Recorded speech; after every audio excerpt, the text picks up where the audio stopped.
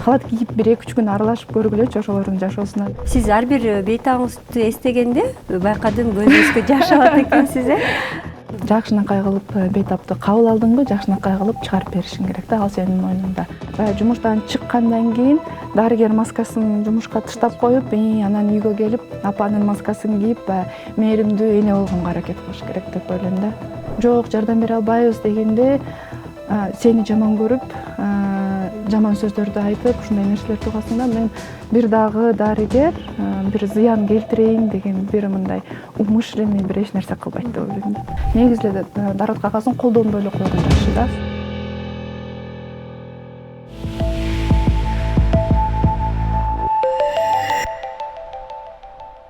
Саламатсыздар, урматтуу көрүүчүлөр, эфирде Умай подкаст. Аны мен Жаркын Жаныбек кызы алып барам. Бүгүнкү подкастыбызды аягына чейин көрүүнү сунуштайм. Анткени бизде эң мыкты жаш дарыгер, онкопроктолог, хирург Наргиза Жумадылова конокто. Саламатсызбы? Саламатсыздарбы? Сиздер менен баарлашып жаткан, көрүүчүлөр менен баарлашып жатканда кубанычтамын. Чакырганыңыздарга чоң рахмат. Биз дагы сизди көрүп, сиз менен баарлашалы деп жатканыбызга абдан кубанычтабыз. Анда жалпы көрүүчүлөргө түшүнүктүү болуш үчүн проктолог деген ким? Ушул боюнча түшүндүрмө бере кетпейсизби? Макул, бул проктология менен сталкиваться этпегенден кийин адамдар көбү билбей калышат экен. Проктологияда бул ич кары ооруларын дарылайбыз. Бул геморрой, СВИЧ деп коет, көтөнүш жактын сезгени ооруларын жана онкологиялык жараларды, ичегинин онкологиялык жараларын дагы дарылайбыз. Сиздин өзүңүзгө токтоло кетсек, сиз бул кесипти тандоо оңой нерсе эмес да. Кесибиңизди кантип тандап калдыңыз? Анан эмне себептен проктологияны тандадыңыз? Дарыгерликке мектеп жагыман баштап эле дарыгер болгум келген. Буга класс жетекчим түрткү болгон болуш керек. Сенден бир нерсе чыгат деп эле 8-9 классынан баштап биология боюнча олимпиадаларга даярдап, кел оку, кел катыш деп мени түрткү кылып келген. Андан кийин ата-энем түрткү болду. Ата-энеме 8 классымда барып мен доктор болом десем, бюджетке тапшырсаң боло дешти. Анан ошол мага аябай мотивация болду. Кой окуйм, кой бюджетке тапшырайын деп, анан аракет кылып атып, бюджетке тапшырып, анан медакадемияга тапшырып калдым. Ал эми эмнеге проктология? Башынан проктологияга барган жокмун, башынан онкологияга бардым. Онкологиянын ичеги бөлүмүндө иштедим. Ичеги бөлүмүндө 10 жылдай иштептирмин. Анан ал жерде мага медицинада аябай бир чоң мындай фундамент, база болуп берди деп ойлойм. Ал жерде мыкты агайларым бар. Азыркыга чейин барып, майрамдарда кезигип, рахматымды айтып турам. Анткени өтө оор пациенттер менен иштегенди, анан жалгыз гана мындай дарыны айыктырууну гана эмес, ошол жерден адамга болгон мамилени, бейтапка болгон мамилени, анан кыйналып турганда бейтап колуңан эмне келсе ошонун баарын жардам кылып, жардам көрсөтүп кой деген нерсенин баарын анандай биргелешикте иштегенди ошол жерден үйрөндүм да. Ошон үчүн аябай ыраазы болуп кетем ошол агайларыма. Оор күндөрдө оор пациенттер менен иштедик деп атпайсызбы? Эфир сыртында дагы ушуну бир эстеп калдыңыз эле. Айтып берсеңиз, ошондогу пациенттер менен болгон мамилелер, пациенттерге болгон мындай аларга болгон сиздердин мамилелериңиздер кандай болчу эле? Онкология десе эле элде мындай терс көрүнүш көп болот да. Онкологияда иштейм деп айткан күндө деле ал жерде бейтаптар аябай өтө оор, жардам берилбейт, анан коррупция деп угуп каласың да. Бирок ал мындай бир чети эле гана да. Анан ошондо айтам да, халат кийип 1-2 күн аралашып көргүлөчү ошолордун жашоосуна деп. Анткени мындай учурлар болгон, колунда жок, бейтаптар келгенде чоң операция талап кылынганда, аны өзүбүз дарыгерлер бириге калып, канын алып берип, бирөөс дарыларын алып берип, операцияга керектелген расходники деп коет, инструменттер керек болот, ошолордун баарыбыз өзүбүз чогулуп алып берип бейтапты чыгарыш керек, бул оорудан айрылышыбыз керек деген бир максатыбыз менен баягы биргелешип чуркап иштеген күндөр аз эмес болгон да, аябай эле көп. Анын баарын эми биз баягы кылдык, жасадык деп айтып чыга бербейбиз да. Анан ошондуктан алардын баары жабылып билинбей калат да. Анан кичинекей бир жаман жерин көрүшсө эле мындай хайп кылып чыгарып салышат экен да. Ошон үчүн баягы жамандаган кишилерди айтам да, аралашып көргүлөчү депчи. Халат кийип 2-3 күн жашап көрсөңүз, анан ошондо анан сүйлөңүз дейм да. Ошондой бир учурлардачы бир дарыгерлерге кандайдыр бир сөз тийип, балким ооба дарыгерлерде дагы ката болбой койбойт деп айтпасак дагы, көбүнчө эми алардын аябай көп эмгеги жатат. Ошол учурда дарыгер, сиз да дарыгер катары кандай сезесиз өзүңүздөрдү? Татаалдыктар көп эле жерде болот. Осложнение деп коет, канча аракет кылсаң дагы бейтап жакшы болбой атканда бир чоң стресс аласың. Бул ар бир ушундай татаалдашкан пациент жүрөгүңдүн бир бөлүгүн алып кеткендей эле болот да. Түнү менен уктабай калган учурлар болот, переживать этип. Бир жума эстеп кеттим, бир пациентимди 5-6 жолу операция кылдык, улам татаалдашып чыгара албай, түн ичинде уктабай калгам. Ал бейтаптын жанында жатып, здесь можно плакать или нельзя? Конечно, ыйлаңыз албетте. Бул сиздин дагы дарыгер катары өзүңүздүн пациенттерге, ооруларга көрсөткөн эң бир мындай мээримдүүлүгүңүздү көрүп отурам азыр. Биздин көрүүчүлөр дагы кошо көрүп отурат. Ал байке менен азыр аябай сонун мамиледебиз. Майрамдарда гүл жөнөтүп, үй бүлөбүз менен сизди жакшы көрөм деп ошентип айтат. Бейтап түшүндү, бул дарыгердин катачылыгы эмес, өзүндө мындай кандайдыр өзүндө болгон себептер бар болчу, ошолордун аркасынан кеткен татаалдыктар болду да. Анан ошону түшүнүп, ал жатат 2 күндө бир операция болуп атат, кайталанып болуп атат, жанындагы бейтаптар 1-2 күндө чыгып кетип атышат. Сонун эле ал жатканда бир 10 чакты пациентти дагы операция кылдым, алардан бир сонун чыгып кетип атышты да. Анан бейтап ошого да ыраазымын да, түшүнүп, азыркыга чейин ыраазычылыгын билдирип келет да. Ошончолук татаалдашкан болсо дагы, ошончолук осложнение болуп 4-5 жолу наркоз алса дагы майрам сайын унутпай, эстеп, ыраазычылыгын азыркыга чейин айтып турат да. Эң жакшысы сиздердин да ошончо кетирген мээнет, ошо менен ал бейтап жакшы болуп кеткен эң жакшы жыйынтык болгон экен. Сизди карап азыр сиздей дарыгерлер бар экенин өтө суктанып отурам. Анткени бейтабыңыз үчүн аябай мындайча айтканда мындай орусча сөз менен айтканда переживать этип атканыңыз абдан сезилип турат да. Ансыз болбойт. Медицинага бейтаптар өзүнүн өмүрүн ишенип келишет да. Анан сен мындай ответственность аласың. Жакшынакай кылып бейтапты кабыл алдыңбы, жакшынакай кылып чыгарып беришиң керек да, ал сенин мойнуңда. Анан бул кээде ойлоносуң да, баягы кыйынчылыктар болгондочу, ушунун мага кереги барбы депчи. Чын эле ошондой дагы учурлар болот.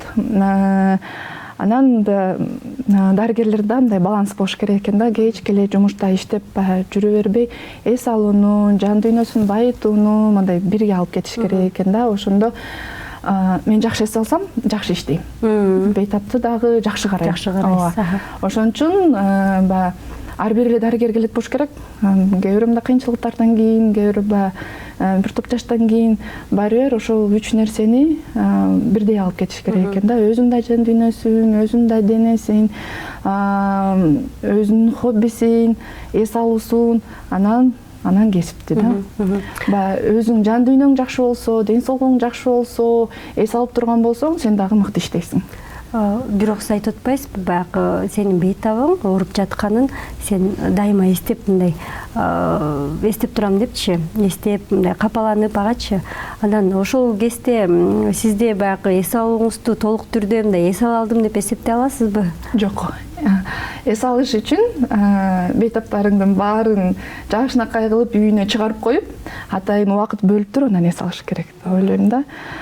Бирок мындай дагы социалдык биздин маскаларыбыз бар да, биз апабыз, кызбыз, доспуз бирөөгө, анан дарыгербиз, анан ошол маскаларыбызды алмаштырганга да үйрөнүш керек да. Анткени апабыз да анан бейтап кыйналып жатса, келип алып балдарын көзүнчө кечке аларга негатив тартуулап кайгыра бериш дагы болбойт деп ойлойм да. Ошон үчүн баягы жумуштан чыккандан кийин дарыгер маскасын жумушка таштап коюп, анан үйгө келип апанын маскасын кийип, мээримдүү эне болгонго аракет кылыш керек деп ойлойм да. Апа болгон жөнүндө дагы айта кетсеңиз, кандай апасыз? Мисалы, дарыгер маскасын чечсем деп атпайсызбы? Үйдө сиздин бир өзүңүздүн кесибиңизге байланыштуу болгон нерселер дагы ойгонуп, балдарыңызга кандайдыр бир нерселерден чектеп, же ушундай дагы ушул сыяктуу нерселер болбойбу? Мен өзүмдү жаман апа деп ойлочумун. Анткени көп убактын баарын жумушума тартылаганым үчүн мындай жетишерлик деңгээлде көңүл бурбайтам деген өзүмдү күнөөлөчүмүн да.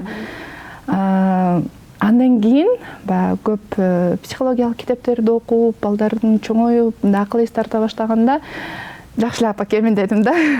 Анткени анчалык убакыт тарта албасам дагы качественный деп коет, мыкты убакыт тартуулаганга аракет кылам да.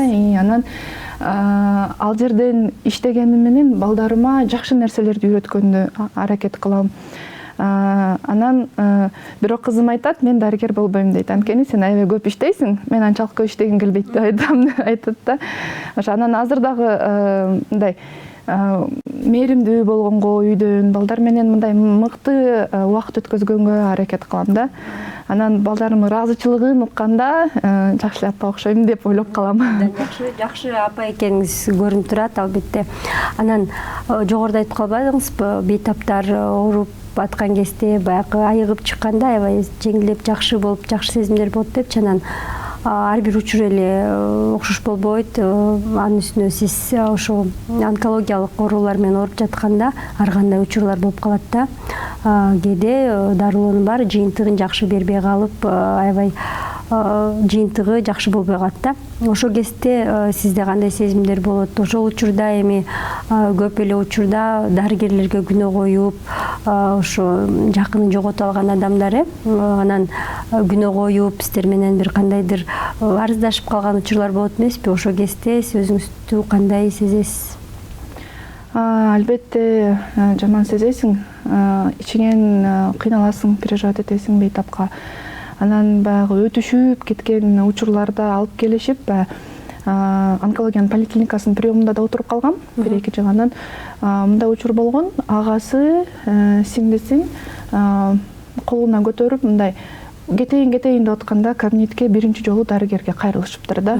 Ал жерден эч кандай жардам көрсөтө албайсың, бүт органдарына тарап кеткен да. Анан эртерээк эмне алып келген жоксуңар дегенде, баягы кыргыздарда мындай талыптарга көрүнүп, ушинтип жүрүп анан алардын жардамы тийбей калганда такыр болбой жатып калып, кыйналып мына кетейин деп атканда, эми дарыгерге барып көрөлү деп келген учурлар болгон да. Анан жок, жардам бере албайбыз дегенде, сени жаман көрүп, жаман сөздөрдү айтып, ушундай нерселерди угасың да. Мен жакшы мындай түшүндүргөнгө аракет кыласың, бирок эми туугандарына деле кыйын болуш керек деп ойлойм. Андай сөздөрдү өзүмө кабыл албаганга аракет кылам. Анткени эми ал учурда бир Кудайдын жардамы эле болбосо башка эчтеке кыла албай каласың да. Анан эң биринчи пациентиңизди эскерип кетсеңиз, кандай болду эле эң биринчи жумушка орношуп иштеген учуруңуз? Эң биринчи хирургмун да, операциям. Бул общий хирургия деп коет, жанакындай онкологиянын ашказан, тери, общий хирургиялык бөлүмүндө ординатура өтүп жүргөндө бир хирург эжекем ошо операцияны берген. Өзүм жумбай эле коеюн, сенин жаныңда карап турайын деп, өзүм кыл деп. Бул теринин меланомасы, аябай агрессивный рак, теринин меланомасын алып, анан буттан кожный лоскут деп коет, кожаны алып ошол жерге чапташ керек болчу да. Анан эжекем карап турду, бүт баарын контролдоп, анан бир аз титиреп, сүрдөп, бирок операция жакшы өткөн, аябай сонун өткөн. Анан аябай сүйүнүп чыккандан кийин дасторкон жайып бөлүмгө аябай толкунданып, майрамдаганбыз да, дасторкон жайып берип. Андан ары толкундоонун баары уже тарап, ооба. Андан кийин ичеги көптөгөн операцияларга кирип баштадыңыз. ооба. Андан кийин ичеги бөлүмүнө кеткенден кийин аяктан биринчи колостома деп коет жана.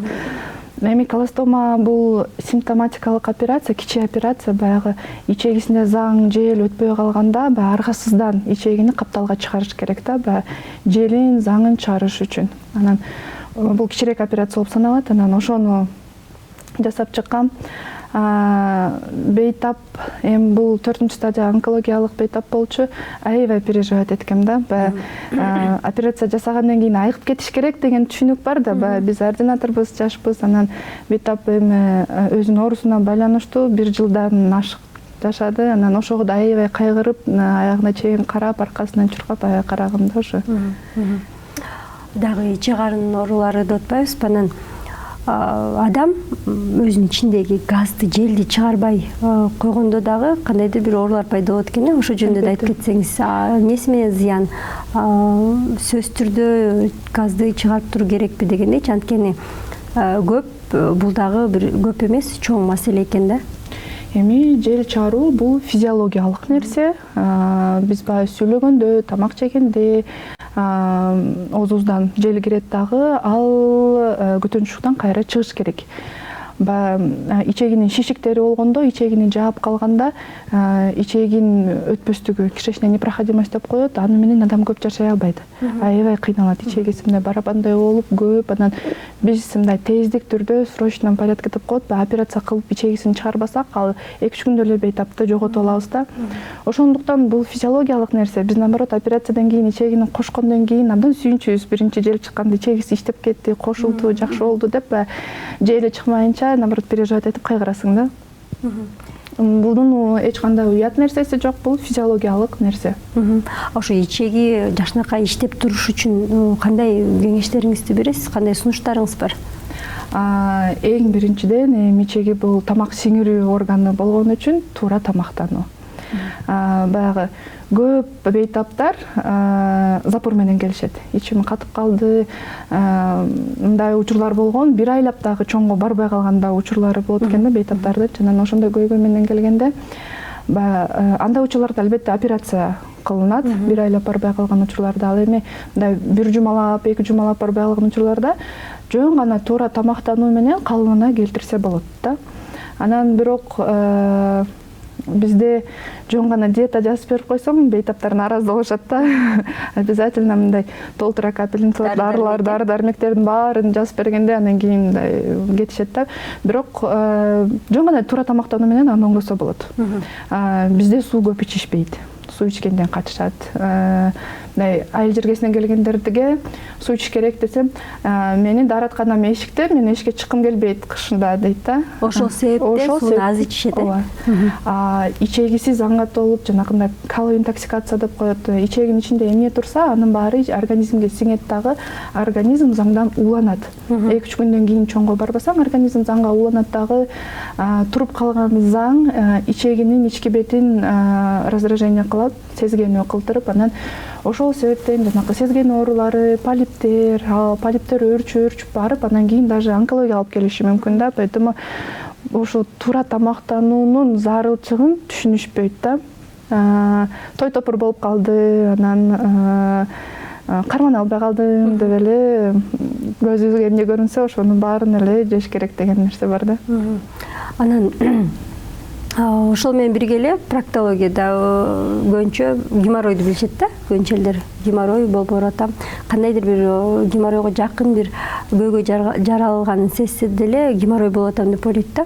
Ошо жөнүндө айтсаңыз, канчалык деңгээлде геморрой менен келишет? Геморрой эле барбы же дагы аны менен катар жүргөн геморройго жакын оорулар барбы? Проктология десе эле ассоциация болуп калган геморрой.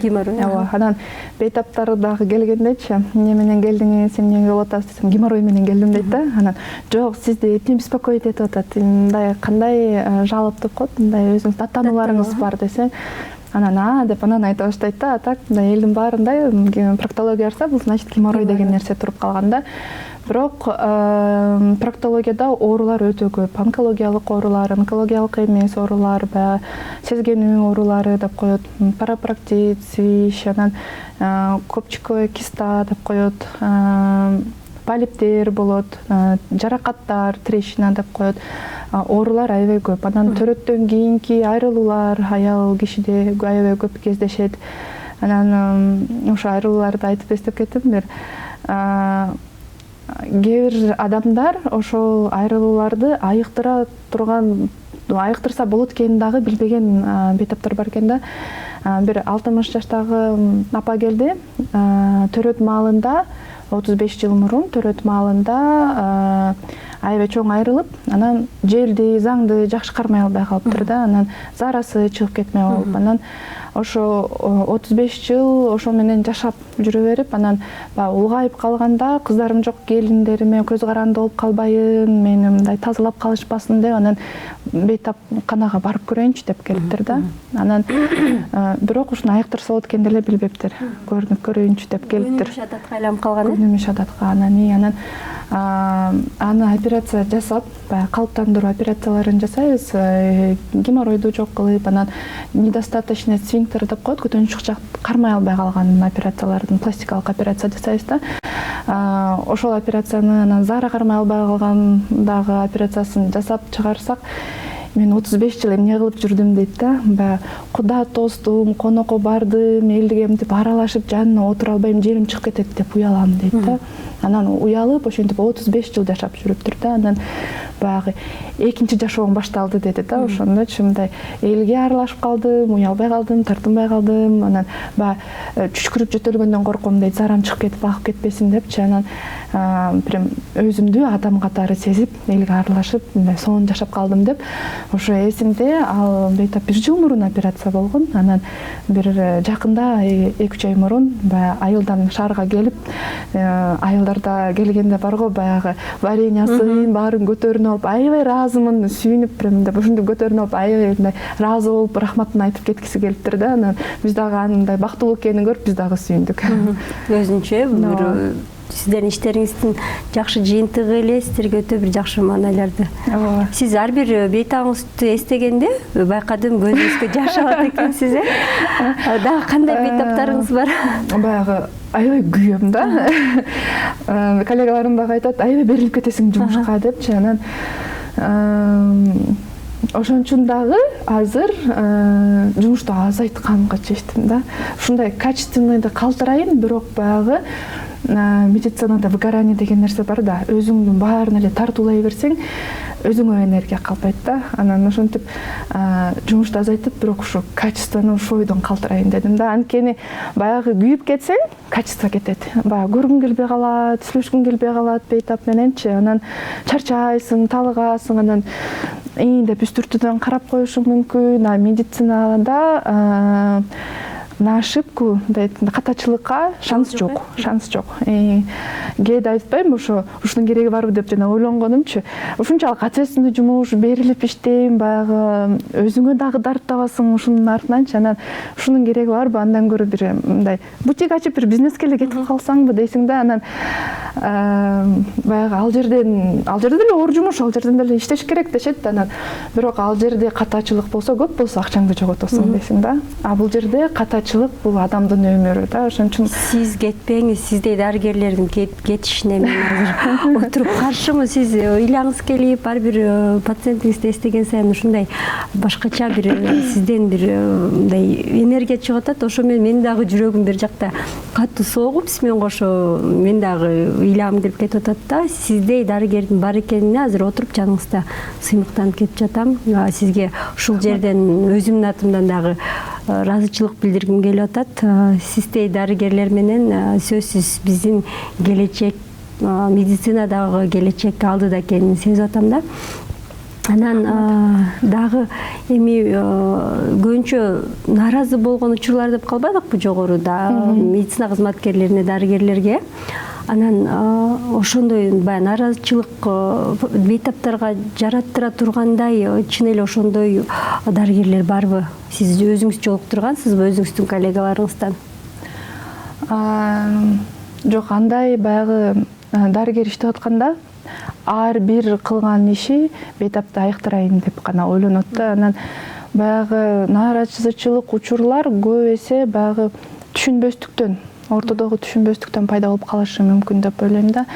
Анткени баягы тууганы кыйналып турса, өзүнө керектүү маалыматты угат дагы керек жок маалыматты укпаганга аракет кылышат да. Баягы кээде сүйлөсөң дагы баягы өзүнүкүн бербеген бейтаптар бар да. Анан кыргыздарда баягы эмнеге ызы чуу көп болот? Бейтап өзү чечпейт. Баягы тууганы, апасы, баласы, анан кудасы болуп баары топтолуп келет дагы. Анан мындай учурлар болот да. Бейтап туруп айтып коюңузчу деп баласы келип, баласы менен мына жакшынакай сүйлөшүп отурсаң, андан кийин мен мунусу болом, мен кудасы болом, мен агасы болом, мен болом деп бир бейтап үчүн эле бир убакыт, бир күнүңдүн убактысы кетип калат да, баягы туугандары менен. Анан бири-бирине маалымат берип, бири-бири менен ызы чуу болуп, анан жок бул врач мынтип койду, анан тинтип койду деген нерселер көп ошол тараптан дагы болуп калат дагы. Анан менимче бир дагы дарыгер бир зыян келтирейин деген бир мындай умышленный бир эч нерсе кылбайт деп ойлойм да. Абдан жакшы. Анан жогоруда проблемалар жөнүндө да токтолуп баштадык белек. Ошо жөнүндө айтсаңыз, ошол эле геморройду келип чыгуусун, дарылоо жолдорун, профилактикасын айта кетиңизчи. Анткени бул дагы бир ушунчалык бир кандай десем, орусча айтканда бир деликатный тема болгон үчүн проктологго кайрылуунун өзү бейтапка оорчулук жаратат да. Ошо келиши, ошону айтып бериши, же уялат, же коркот, бир оорчулук жаратат да. Ошону оорчулуксуз, кыйынчылыксыз, уялбай, коркпой кантип келиш керек сиздерге? Проктологко барыш керек дегенде эле баягы бейтаптар айтып калышат. Бир ай бою настраиваться этип анан келдим депчи. Анан аябай коркушат. Анан бирок баягы дарыланып чыккандан кийин ушундай боло турганын билсем, мен эч ак эле келмекмин деп айтышат да. Геморрой бул эмнеден келип чыгат? Мурун геморрой ар бир 5-6, андан мурунку кездерде ар бир 10-чу кишиде болсо, азыркы учурда ар бир 2-чи кишиде бар. Бул эмнеден келип чыккан? Бул баягы жашообуз өнүккөн сайын адам баласы жалкоорок болуп калат да. Баягы жөөбөспайбыз, унаада отурабыз, ишибиз көбүнчөсү жана малоподвижный офистерде иштеп кыймылдашпайт, спорт аз, же болбосо спорт бар боло турган болсо, мындай күнүмдүк жашоодо эмес, кечке отуруп туруп андан кийин залга барып оор нерселерди көтөрөт. Бул наоборот геморройдун пайда болушуна түрткү болот да. Жана оор нерселерди көтөргөндө. Анан тамактануу баягы кургак тамактарды жейбиз, эт жейбиз. Кызыл этке көп жерден каршы боло берем. Бул онколог болгон себебимен болуш керек. Кызыл эт, баягы уйдун, койдун эти организмде бир 50 саат убакыттын ичинде мындай сиңирилет да. Ал эми жашылча жемиштер бир 10-12 саат талап кылат да. Ошондуктан баягы кызыл эттен, ак нандан, анан ак күрүч деген нерселер аябай катытат. Анан запор болуп, анан азыркы жашоонун өнүгүшүнөн мындай телефондор, планшеттер пайда болуп, уборныйга киргенде дагы, дааратканага киргенде дагы телефон менен киришет, планшет менен киришет, ноутбук менен кирип иштешет дагы. Анан көпкө отурушуп, анан ошондон улам геморрой пайда болот. Негизи дааратканада өзү 5-7 мүнөт гана отуруш керек да. Андан кийин жакшынакай даарат алып чыгып кетиш керек. 5-7 мүнөт негизи организм өзү 5-7 мүнөттө тазаланып баарын чыгарат, Ооба. Эгер жакшынакай иштеген ичеги болсо, эч кандай патологиясы жок болсо, 5 мүнөт жетиштүү болот. Анан жакшынакай даарат алып чыгып кетиш керек деп едиңиз, ошого да токтоло кетели. Даарат кагаздарын туура тандоо да маанилүү экен да. Ошо даарат кагазынын жумшактыгы, катуулугунун дагы кесепетинен ар кандай мындайча айтканда жарылуулар пайда болуп калат экен. Ошо жөнүндө айтып кетсеңиз, кантип туура тандаш керек, негизи эле колдонуш керекпи, же даарат гана алыш керекпи?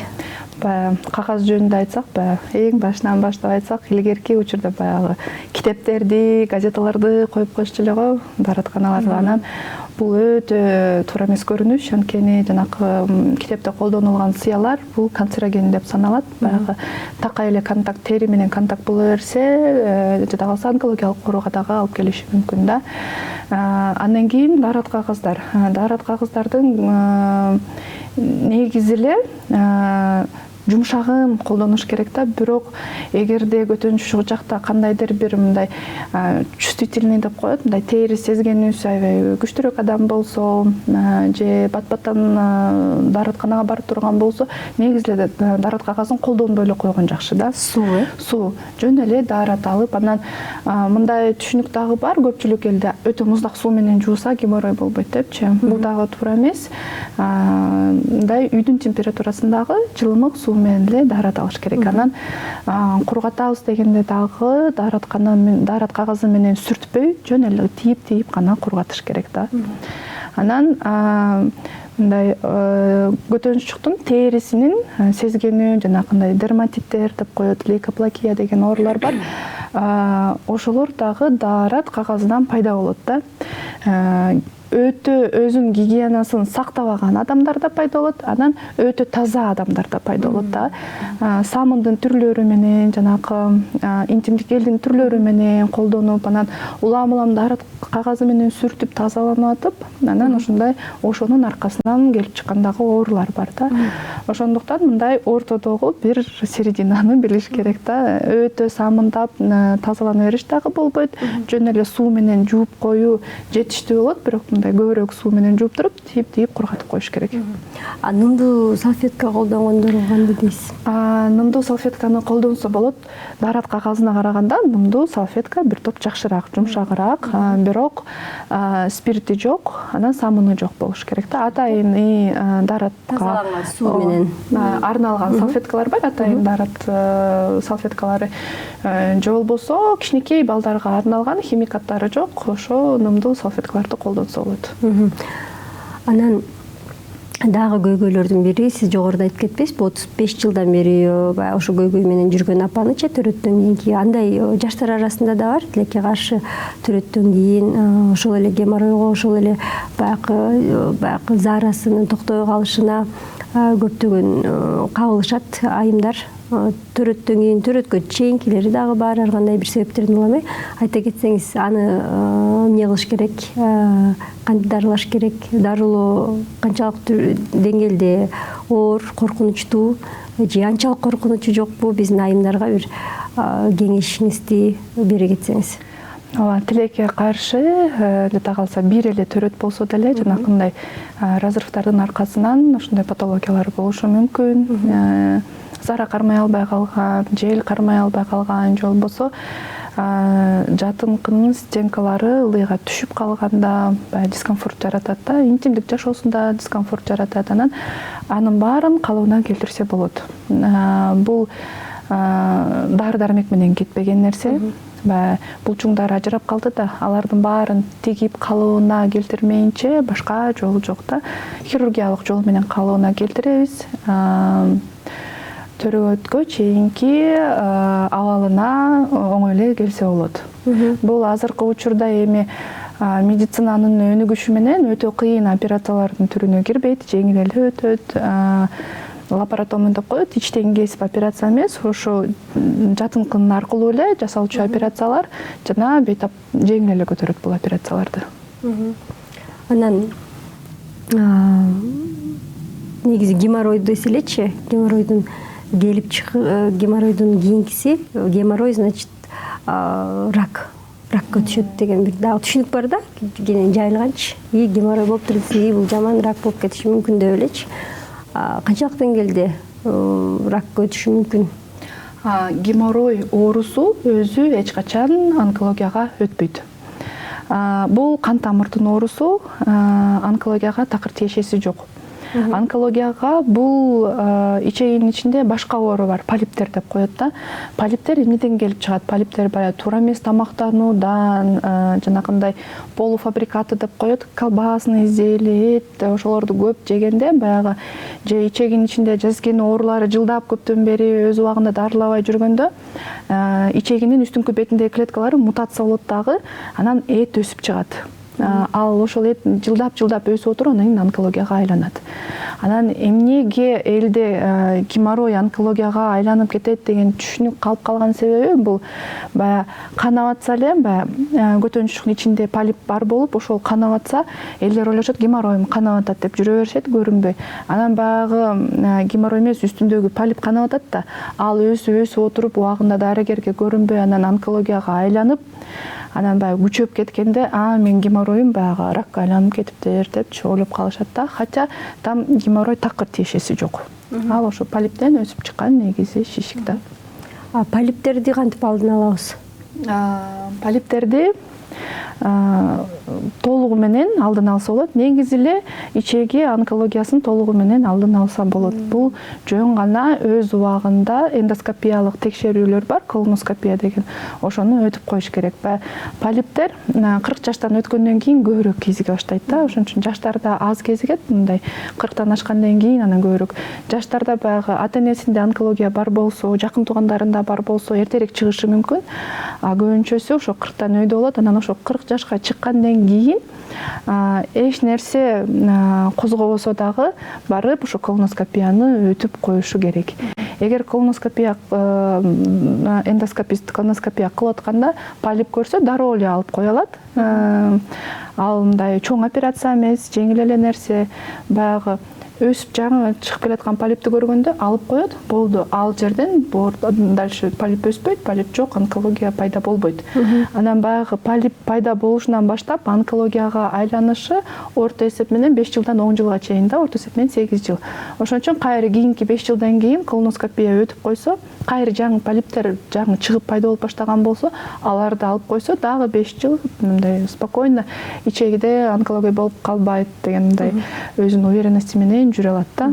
Ошондуктан өнүккөн өлкөлөрдө, Южный Кореяда, Японияда мамлекеттик деңгээлде программалар бар.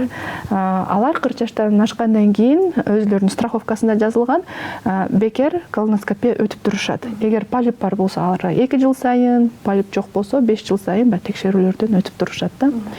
Эми бизде тилекке каршы андай программа жок, бирок биз ошол долбоордун үстүндө иштеп жатабыз. Баягы 40 жашты алган жокпуз, бул финансылык аябай чоң талап кылат экен. Каражат 50 жаштан өйдө алдык. 50 жаштан өткөндөн кийин ар бир бейтап колоноскрытую кровь деп коет, заңын көрүнбөгөн кандын клеткалары барбы, көзгө көрүнбөгөн деп ошого тапшырышы керек. Анан эгер кандын клеткалары бар болуп калса, ошолордун баары колоноскопия өткөрүлүшү керек. Бул мамлекеттик деңгээлде болуш керек жана бейтапка бекер болуш керек. Анткени азыр эле бул боюнча түшүнүгү жок адамды акча төлөө ошо мындай неприятный процедура катары кирет. Эми көтөнчүктөн операция алып көрүп атса элечи, анан ошо акча төлөтүп бул мындай кыйыныраак процедурага эч кимди муктаж дей албайбыз да. Мындай мамлекеттик деңгээлде киргизсек, буга эми чоң спонсорство керек экен. Анан биз өзүбүз кыла албайт экенбиз. Мамлекетке чыгып, министерствого чыгып, анан ошолор менен бирге демилгеде анан ишке ашырышыбыз керек экен да. Бул ишти баштаганбыз. Скрининг деп коет, колоректального рака. Буюрса, жакынкы жылдары ишке кирет деп ойлойм. Жакшы жаңылыктар бар экен. Анан ичегидеги полип деп калбадыңызбы? Ал ичегиде канча убакытта өрчүйт? Ал пайда болгондо жаңы пайда болуп, ошол бир өкүнүчтүү деңгээлге алып келгенге чейин. Анткени менин тааныштарымда бир сайт отурсаңыз эстеп атам да, ушундай бир учур болду. Айткан жок, билгискен жок, бир күн эле катуу ооруп калган кезде алып барса, ал ичегинин баарына жайылып кеткен экен дагы. И ошол бойдон ооруканадан чыкпай көз жумду да. Анан ошентип билинбей жүрө береби деген сурагым келип атат да. Анан кандай симптомдор болот? Канча убакытта өрчүйт? Эми качан пайда болгонун айтыш кыйын. Орто эсеп менен полип пайда болгондон баштап онкологияга айланганы 5-8 жыл. Анан бирок кээ бир агрессивдүү полиптин түрлөрү бар. 6 ай, 1 жылдын эле ичинде өсүп туруп онкологияга айланып кетиши мүмкүн да. Бул өтө аз кездешет ал түрлөрү. ошонусу жакшы, аз кездешет. Көпчүлүк учурда 5 жылдан 8 жылга чейин полип пайда болуп, анан онкологияга айланганы ошончо жыл талап кылынат да. Бирок бул 5-8 жыл эч кандай симптом бербейт. Адам сезбейт. Мындай жөн гана дайымкыдай эле жүрө берет. Кадимкидей эле жүрө берет. Ошол себептен именно эчтеке козгобосо дагы барып колоноскопия өткүлө деп биз баягы такай айтып турганыбыз. Анан баягы жаштар келгенде апаңарга чекап кылып полный обследование Ал бир гана колоноскопия менен эле билинеби же УЗИ көрбөйт, УЗИ, компьютерный томография, рентген полиптерди көрө албайт. Это бул золотой стандарт деп коет, алтын стандарт. Колопроктологияда колоноскопия өтүш керек. Демек бүгүнкү биздин көрүүчүлөргө дагы биз профилактика кылыш керек дегенде башка ооруларга кылууну көп угуп келгенбиз, бирок ичегин да текшерип туруш керек дегенди бүгүн биздин угармандарга жакшы бир маалымат болду окшойт деп атам да. Анан негизи эле кайра эле геморройго биз сүйлөшүп атабыз да. Геморрой дагы толуктап дагы сурагым келип атат да. Геморройду канчалык деңгээлде толук айыктырып алууга болот? Геморрой бир бар болсо ошоюнча калат экен деген дагы кептер бар да. Анан канчалык деңгээлде ал ошоюнча калат же түп тамыры менен аны айыктырып алууга болобу? Биринчи геморрой түйүндөрү деп коет. Геморрой америкалык китептерде, англис тилинин китептеринде геморроидальные подушечки деп коет да, жаздыкчалар. Ар бир адамда бар. Геморрой түйүндүрлөрү ар бир адамда бар. Анан оор жумуш кылганда, оор көтөргөндө, көпкө отурганда ал чоңоюп ошол жаздыкчалар анан кийин сыртка чыга баштаганда бул уже патология. Бул уже геморрой оорусу болуп саналат да. Анан ар бир экинчи адамда эле геморрой бар, биз алардын баардыгын эле операция кыла бербейбиз. Канчалык деңгээлде бул геморрой сизге жашооңузга тоскоолдук кылып жатат, да? Баягы канап атса, гемоглобин түшүп атса, оорутуп атса, анан тромбоз деп коет, кан уюп туруп калат да, ошо түйүндөргө. Эгер ушундай улам тромб чыгып калып атса, анда алдырып салып, өзүнүн мындай спокойно жашоосун жашаш керек да. Эгер сизде геморрой бар болуп туруп, мындай кичинекей сыртында түйүн жүрсө, сизди эч кандай беспокоить этпесе, тынчыңызды албаса, ал нерсе менен жүрө берсе болот. Анан дарылануулары азыркы учурда эми медицинанын өнүгүшү менен дарылануу түрлөрү жеңил, малоинвазивдик операциялар деп коет. Мурункудай болуп тегерете кесип, тегерете тигип, мындай кандуу операция эмес. Азыркы учурда кайсы стадиясы болбосун, жеңил методдор менен айыктырса болот. Жөн гана мындай шакек жеп койгон методдор бар, укол сайып койгон методдор бар, кичирээк болсо. Андан чоңураак болсо, мындай 3-2 стадияларда лазер менен алабыз. Лазер менен дагы хирургиялык методго караганда бир топ жеңил. Анан баягы мурун геморройго операция болгон болсо, массаж кылыш керек, анан оорутат деп, ошо ооруганынан көп качышат да. Азыркы учурда лазер менен кылганда андай массаждын кереги жок, анан жанагы ичкерип калуу, же болбосо заң кармабай калышы мүмкүн деген осложнениялар дагы жокко эсе лазер менен кылганда. Ошондуктан баягы катуу оорусуз эле, жеңил эле, толугу менен жок кылса болот. Ошо ич катуудан дагы көп себептер болуп атат деп атпайсызбы?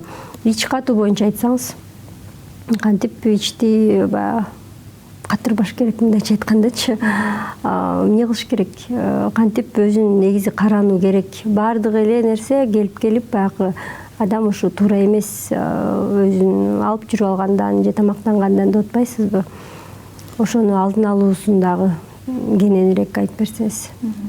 Бейтаптар запор менен кайрылганда бир мындай дары дармек жазып берип койсо эле ичегим сонун иштеп кетет деп ойлошот да. Бирок именно запор менен иштегенде адам өзүнүн образ жизни деп коет го, бүт жүрүш турушун, тамак адебин толугу менен өзгөртүшү керек да. Биринчиден бул суунун жетишсиздигинен болот. Суунун жетишсиздигинен заң кургап катып калат да. Адам баласы 1 килограммына 30 мл суу талап кылынат. бул эми орточо эсеп менен 1,5 литрден салмагына жараша кээ бирөөнүкү 3 литрге чейин болот да. Анан сууну жылымык ичиш керек. Өтө муздак эмес, жылымык кылып, ысыгыраак кылып ичиш керек. Анан кара чай, шорпо жана башка суусундуктар бул сууга кирбейт. Талап кылынчу сууга кирбейт.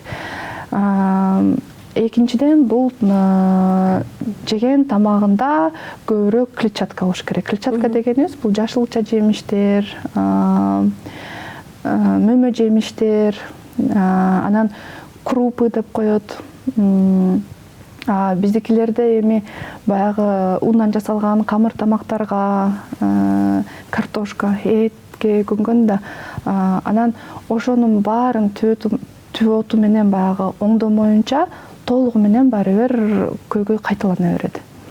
Башында башташат, 1 ай, 2 ай жакшы болуп калдым деп, анан кайра эле мурунку абалына келип алса, запор кайра эле кайталана бериши мүмкүн да.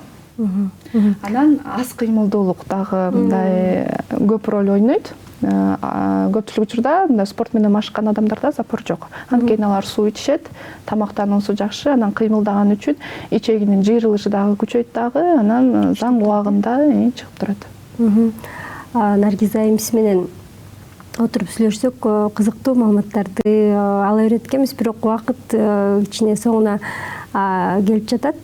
Кыскача айта кетсеңиз өзүңүз ушу көрүүчүлөргө проктологко канча убакытта бир кайрылып туруш керек, проктологдун кеңештерин канчалык деңгээлде туура аткарыш керек, айтып өзүңүз көрүүчүлөргө дагы бир маалымат эмес, кеңеш бере кетсеңиз. Азыркы учурда бейтаптар кубандырганы профилактика үчүн дагы көп кайрылып калышты да. Мурунку учурда аябай жагын кыйналганда келишсе, азыр көрүнүп коеюн деп алдын ала келгендер кубандырат. Негизи ошентип келип туруш керек да. 30 жашка чейин эч нерсе козгобосо дагы 2 жылда бир проктологко кайрылып туруу жетиштүү болот. Алдын ала кайрылып туруу. Албетте бир нерсе козгоп жатса барыш керек. Эч нерсе козгобосо 2 жылда бир көрүнүп туруусу жетиштүү болот. Ал эми 30 жаштан өйдө 1 жылда бир көрүнүп турушу абзел. Эч нерсе козгобосо дагы. Жакшы, сиздин бизге келип жакшы бир баарлашуу куруп бергениңизге ыраазычылык билдиребиз. Урматтуу көрүүчүлөр, бүгүн бизде конокто онкопроктолог, хирург Наргиза Жумадылова болду. Аны мен Жаркын Жанбек кызы алып бардым. Биз ойлойбуз, ишенебиз, бүгүнкү маек сиздерге кандайдыр бир керектүү маалыматтарды бере алды деп. Сиздер менен кийинки берүүгө чейин коштошобуз. Сак саламатта болуңуздар, ден соолугуңуздарды жакшы караңыздар. Ал силерге делген аманат.